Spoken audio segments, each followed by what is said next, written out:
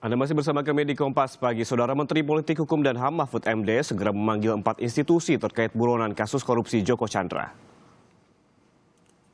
Keempat institusi ini adalah Kepolisian, Kejaksaan Agung, Kementerian Hukum dan HAM, serta Kementerian Dalam Negeri. Pemanggilan dilakukan untuk mengetahui perkembangan upaya penangkapan Joko Chandra yang sempat masuk ke Indonesia dan mendaftarkan peninjauan kembali kasusnya di Pengadilan Negeri Jakarta Selatan. Tidak hanya mendaftarkan kembali PK, Joko Chandra bahkan sempat membuat KTP elektronik di salah satu kelurahan.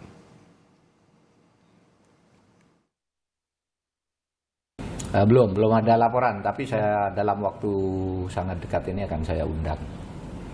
Kedua-duanya? 4 lah kan, 4 ini, 4 institusi kan.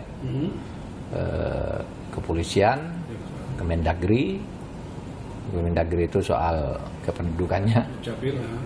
Kemudian ke Kemenkumham soal imigrasinya, Kepolisian dan Kejaksaan Agung kan soal penegakan hukumnya dan keamanannya. 4 akan diundang untuk follow up itu? Iya, dalam waktu dekat. Gara demokrasi itu masyarakat harus tahu semua proses-proses yang akan menyebabkan terbongkarnya rahasia sehingga seseorang bisa tambah lari gitu. Tapi proses-proses itu harus terbuka, disoroti oleh masyarakat. Kabur dari Indonesia sejak 2009 dengan status buronan, Joko Chandra alias Joko Sugiharto Chandra bisa kembali ke Indonesia dengan leluasa. Daftar peninjauan kembali ke PN Jaksel pada 8 Juni hingga mengurus KTP elektronik di kantor kelurahan. Masyarakat Anti Korupsi Indonesia, MAKI, melaporkan Dirjen Imigrasi, Sekretaris NCB Interpol Indonesia, serta Lurah Grogol Selatan ke Ombudsman. Ketiganya dilaporkan atas dugaan maladministrasi terkait leluasannya buronan Joko Chandra masuk ke Indonesia. Yang saya adukan adalah 1, Direktorat Jenderal Imigrasi, Kementerian Hukum HAM, 2, Sekretaris NCB Interpol Indonesia, 3 adalah Lurah Grogol Selatan, Kebayoran Lama, Jakarta Selatan. Atas sengkarutnya Joko Chandra bisa masuk Indonesia, bisa membuat EKTP, terus kemudian bisa mendaftarkan peninjauan kembali ke Pengadilan Jakarta Selatan, dan kemudian dia pergi lagi ke luar negeri, dan hingga sekarang akhirnya sidang PK berlarut-larut karena Joko Chandra tidak hadir di Pengadilan Jakarta Selatan. Salah satu yang dilaporkan, Lurah Grogol Selatan Asep Subahan mengaku tidak tahu status Joko Chandra saat mengurus KTP elektronik. Lurah menyebut dirinya hanya menjalankan tugas sesuai prosedur kepada warga tanpa terkecuali. Tidak, kami menganggap bahwa semua yang datang di kantor kelurahan Grogol Selatan ini yang memerlukan pelayanan kepada kita tidak akan mencek satu persatu ini siapa atau siapa. Yang penting dia mempunyai identitas yang memang dia menunjukkan bahwa dia warga kita.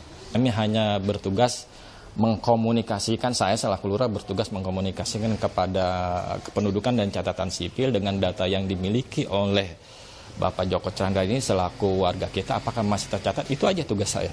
Jadi saya tugasnya mengarahkan kepada petugas yang ada. Rupanya status buronan Joko Chandra sempat hilang. Hal ini ditegaskan oleh kuasa hukum Joko Chandra yang menyebut kedatangan Joko Chandra ke PN Jaksel maupun saat mengurus KTP elektronik di kantor kelurahan dapat saja dilakukan karena status kliennya bukan buron. Sejak tahun 2012 sudah tidak ada lagi permintaan dari Kejaksaan Agung, artinya 2014 sudah tidak tercatat red notice-nya, oleh karena itu ditindaklanjuti oleh Kumham dengan menghapus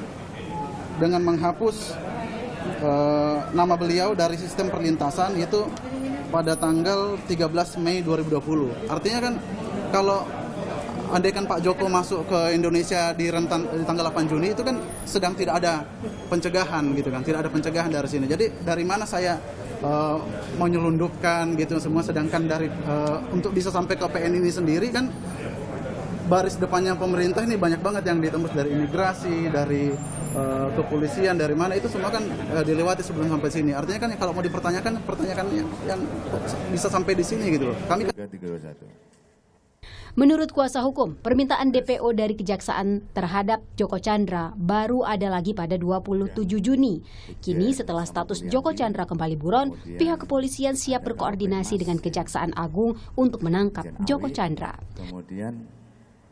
Kita kan bagian daripada JCS ya, tentunya kita ada tukar-menukar informasi ya, misalnya nanti dari kejaksaan itu meminta bantuan untuk melakukan penangkapan seandainya ya ada yang bersangka, ada tersangka, ada yang diminta ya, kita akan membantu sepenuhnya ya, berkaitan dengan apa yang diminta oleh kejaksaan ya.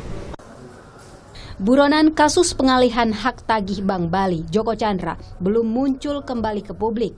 Joko bahkan tak menghadiri sidang peninjauan kembali yang diajukannya di Pengadilan Negeri Jakarta Selatan kemarin karena sakit. Tim Liputan, Kompas TV.